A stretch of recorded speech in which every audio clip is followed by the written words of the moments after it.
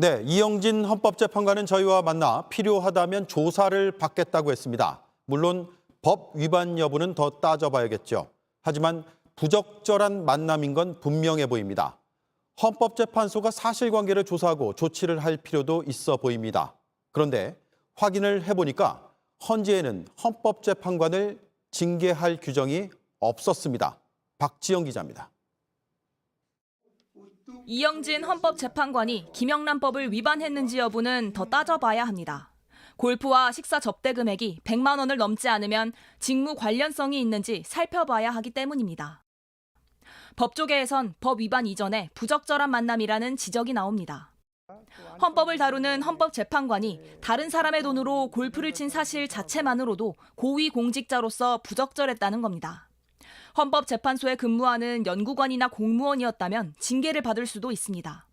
품위 유지 의무를 위반한 경우 헌법재판소 자체적으로 징계위원회를 소집할 수 있습니다. 하지만 헌법재판관에 대해선 이런 규정이 없습니다. 법원에 근무하는 판사와 신분이 다르기 때문에 법관에게 적용되는 법관 징계법에서도 벗어나 있습니다. 일반 공무원에게 적용되는 징계 규정을 따르지도 않습니다.